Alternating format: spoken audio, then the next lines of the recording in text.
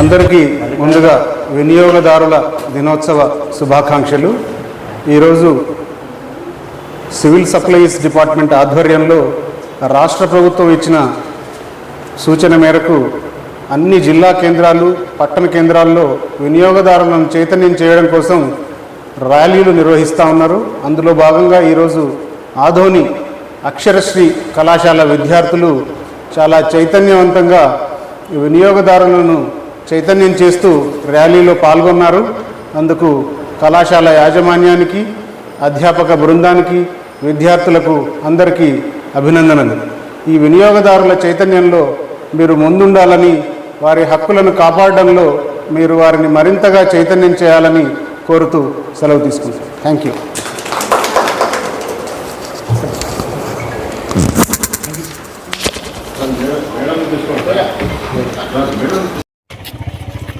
వినియోగదారుల దినోత్సవం సందర్భంగా రాష్ట్ర ప్రభుత్వం వినియోగదారులను చైతన్యం చేయాలనే ఉద్దేశంతో ఈ వారం మొత్తంగా ప్రతి కాలేజీలో కార్యక్రమాలు నిర్వహించాలని నిర్ణయించింది. అందులో భాగంగా ఈరోజు ఈ కళాశాల విద్యార్థుల అందరి సహకారంతో మనం వినియోగదారుల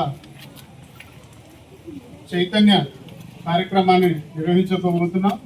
ఈ ర్యాలీ ద్వారా మనం ఆదోని ప్రజలను చైతన్యం చేసి వినియోగదారులుగా వారికి ఉండే హక్కుల మీద, బాధ్యతల మీద వారిని మరింతగా చైతన్యం చేసి మోసపోకుండా న్యాయం కోసం వినియోగదారుల కమిషన్ను ఆశ్రయించేలాగా మీరందరూ వారిని చైతన్యం చేస్తారని, అందుకు మీ అందరికీ అభినందనలు తెలియజేస్తూ ఇప్పుడు మనం వినియోగదారుల చైతన్యం కోసం ఒక ప్లెడ్జ్ చేస్తున్నాం.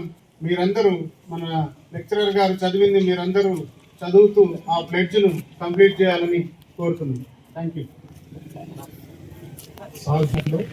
ఇప్పుడు మీ కాలేజీ లెక్చరర్ గారు ఒక స్లోగన్స్ చదువుతారు, దానికి వేరే సమాధానం.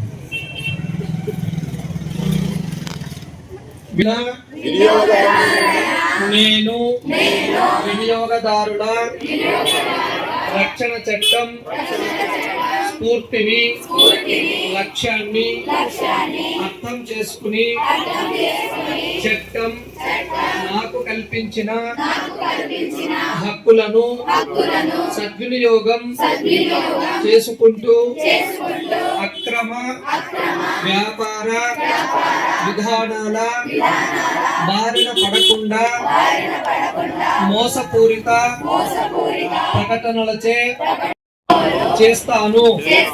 అలాగే కొనుగోలు చేసిన ప్రతి వస్తువుకి బిల్లు తీసుకుంటాను.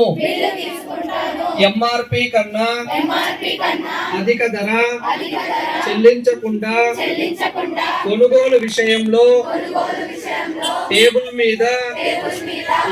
మీద అంశాలు చక్కగా పరిశీలించి నాణ్యత, పరిమాణం, ధర, స్వచ్ఛత విషయంలో రాజీ పడకుండా ఉంటాను.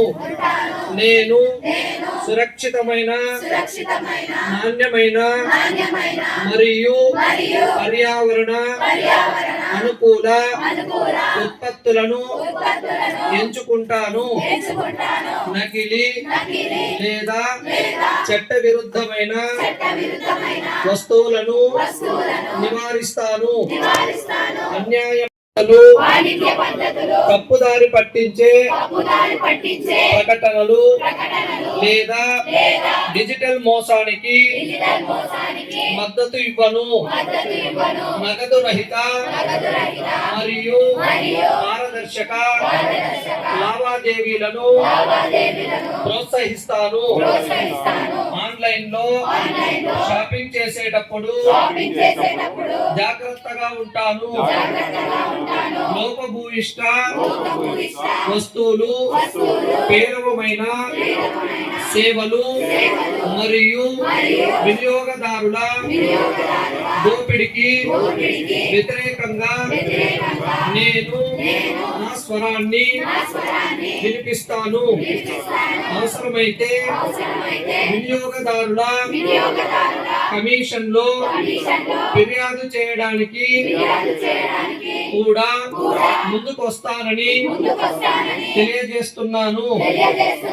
ఈ విషయంలో నాతోటి వినియోగదారులను చైతన్యపరుస్తూ పర్యావరణ హితమైన మరియు ప్రామాణిక గుర్తుగల వస్తువుల కొనుగోలుకై అందరినీ ప్రోత్సహిస్తూ బాధ్యత కలిగిన వినియోగదారునిగా నడుచుకుని వినియోగదారుల అవగాహన మరియు సంక్షేమం కొరకు పాటుపడతానని తద్వారా దేశ ఆర్థిక అభివృద్ధిలో భాగస్వామినవుతానని ప్రమాణం చేస్తున్నాను. జై హింద్.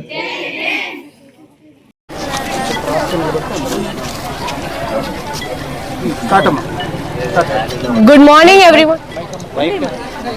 లేదు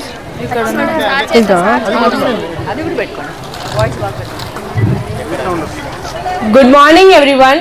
As we know, today we gathered here for the purpose of National Consumer Day, which is being held on 24th December. As we know, consumer is the backbone of the Indian economy. Consumer is the important person in our Indian economy. As a consumer, we have many rights such as right to information, right to safety, right to seek redressal, right to choose, and right to consumer education, and many more. So let's focus on the knowledge and advocacy for ensuring fair trade practices, and especially in this era of digital marketing, we are facing many new challenges such as online frauds. So to protect ourselves against those all online frauds, we must know the consumer rights. Why this day is important? Because it commemorates the Consumer Protection Act 1986, which is a important law which protects us against the unfair trade practices, defective goods and bad services. So it's not about getting a product, but it's about ensuring its quality, which is being demanded by the consumer. So let us come about the rights. First right is right to safety. As a consumer, we have a right to get protection or safety against the goods which are hazardous or dangerous for our life or our health, such as fake medicines, defective products, expired products, and many more. And the second right is right to be informed. As a consumer, we have right to be informed about the quality, quantity, price, potential of the product. For example, if as a consumer I visit any kirana store, medicine store, or any shop, I have a right to seek the information about the manufacturing date, expiry date, price of that product.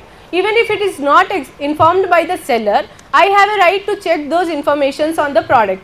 And next right is right to choose. As a consumer, we have right to choose the products which is favorable to us. We should not be forced by the seller. If a seller is forcing us, but we should not buy the products which is being sold by them. We must choose the products which are favorable to us. For example, if I am visiting a mobile store and I prefer to buy iPhone, but the seller is forcing me to buy Samsung mobile, so I must buy iPhone, so I will not fall in the trap of that seller. We must be aware of those. And the next right is right to seek redressal. As a consumer, we have right to seek redressal depending on the consumer loss. If the loss amount does not exceed 10 lakhs, we must visit local forum. If it exceeds 10 lakh, we must visit district forums. If it does not exceed 10 crores, we can visit state commission. Or if it is exceeds 10 crores, then we must visit national commission. For redressal of these forums, consumer must have collection of those all proofs of the products. And next is right to be heard.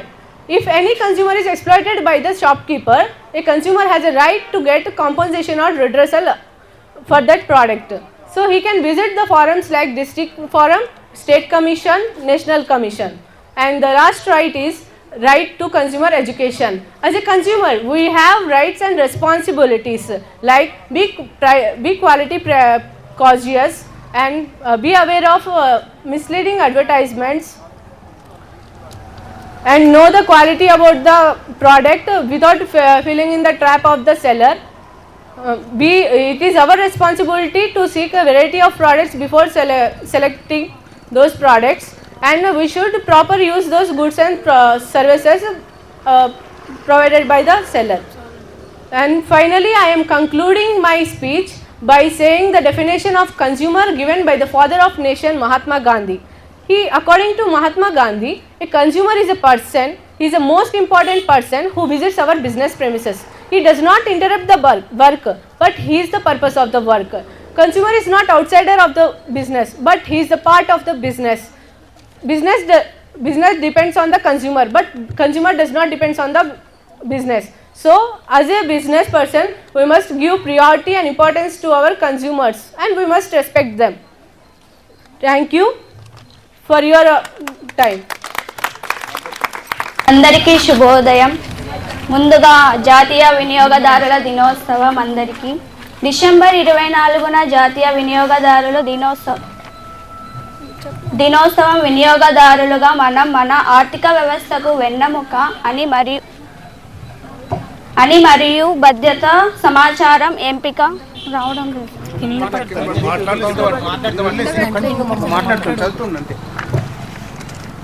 భద్రత సమాచారం ఎంపిక వినపడటం పరిష్కారం మరియు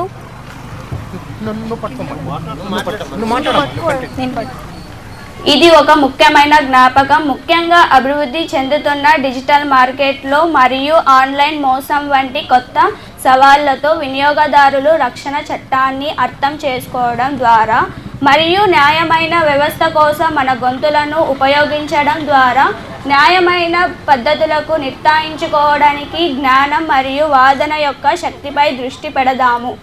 ఈరోజు ఎందుకు ముఖ్యమైనది?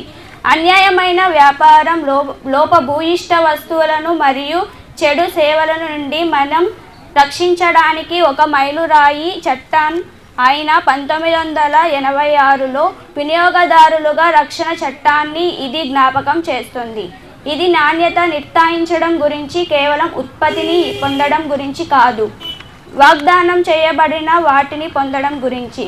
వినియోగదారులు ప్రధాన హక్కులు: భద్రత హక్కు, ప్రమాదకరమైన వస్తువులు, సేవల నుండి రక్షణ, ఉదాహరణ నకిలీ మందులు, సురక్షిత ఉపకరణాలు.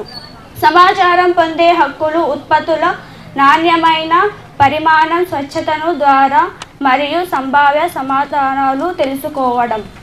ఎంచుకునే హక్కు, పోటీదారులకు వివిధ వస్తువులకు పొందడం, ఒకే ఎంపికలలో బలవంతమైన చేయబడకపోవడం. వినబడే హక్కు, మనం ఫిర్యాదులను వేదికలతో పరిగణించాలి. పరిష్కారాన్ని కోరే హక్కు, దోపిడీకి లేదా అన్యాయమైన పద్ధతులకు పరిహారం పొందండి. వినియోగదారుల విద్య హక్కు, మన హక్కులు మరియు బాధ్యతల గురించి తెలుసుకుందాం. మనం ఏం చేయగలం? ధన్యవాదాలు.